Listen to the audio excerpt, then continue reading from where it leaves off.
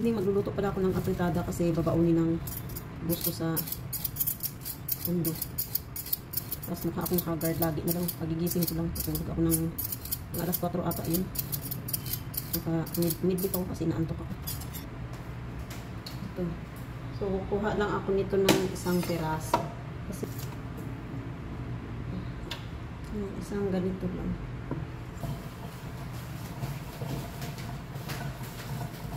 So, meron pala ako ditong kamuti.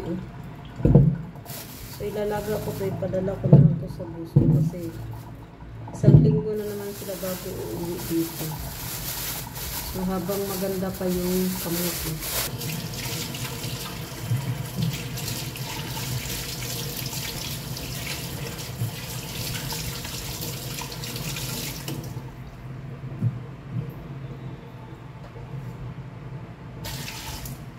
Yan, lalaga natin ito.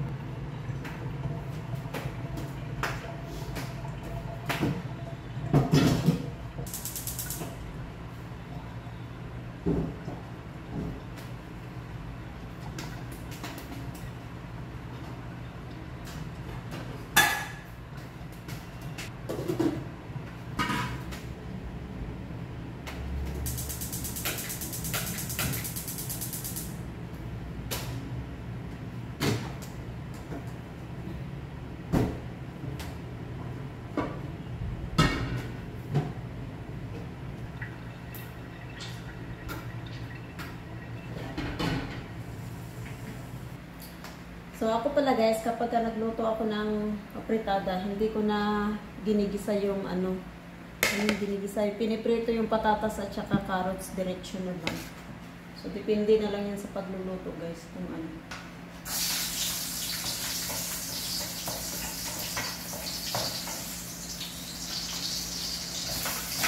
Iba-iba naman yung klaseng luto ng apritada. Pero sa akin, hindi diretso na.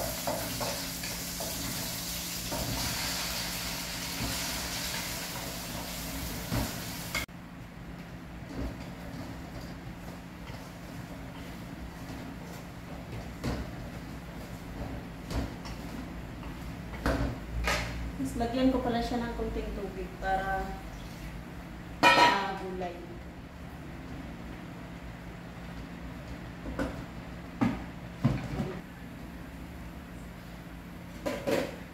So yun na guys, lagay na natin to. So ito na lang pala yung tira ng tomato sauce. Tapos pag nagkulang, lagyan ko na lang. Tapos ilagay ko na to.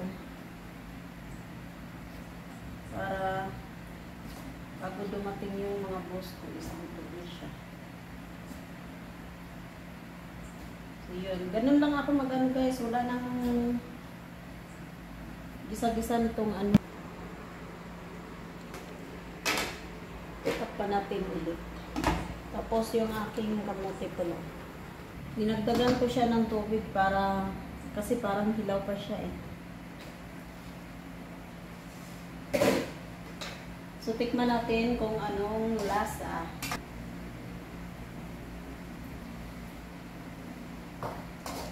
Matabang siya.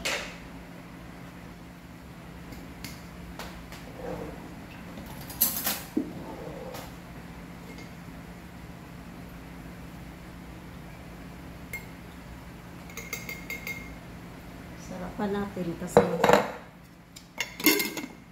masarap kasi ang kakain nito yung alaga kong babae. Well, yung alaga kong babae guys, wala namang maarte-arte yun. Parang parang daddy niya na kung yung hinahain diyang ulam. Sundago na lang siya.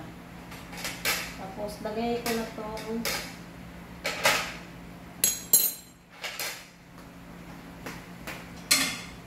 yung ating sili.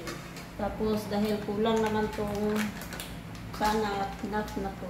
Pero, feeling ko talaga kulang siya.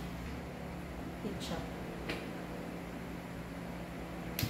Kunti lang para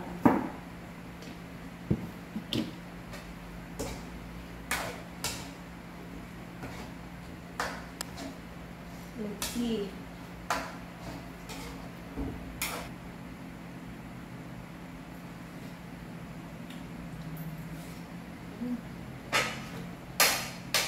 lasa niya. Tapos yung sauce, tama na rin. O diba, kapag gawan talaga siya ng paraan, solve talaga, pero may something pa na kulang. Brown sugar. So, pati asukal, ubusan na rin ako ng asukal.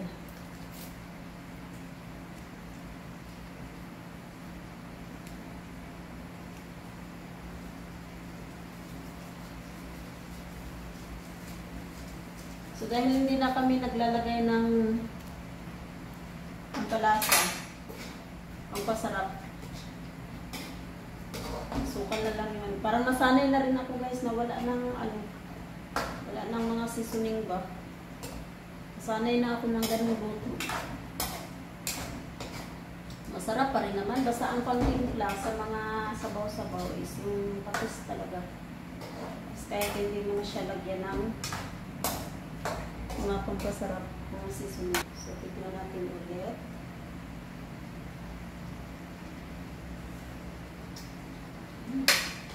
Tama na yung lasa ko. Here we go. Ayan. So, yun guys, enough na to. Enough na. So, luto na to siya. So, mas ayaw ko na siyang aluhan ng sabaw kasi ayun. Tama na yung sabaw niya. Masarap na siya. Off ko na to. Then, yung ating kamote, let's see kung malambot.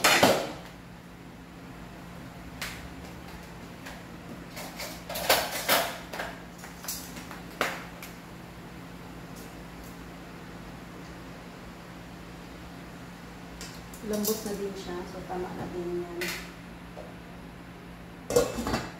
So yun guys, hanggang dito na lang yung aking video. Salamat po sa inyong lahat sa panonood ng aking mga video. Please, more subscribers po po. Bye, God bless. Have a good night.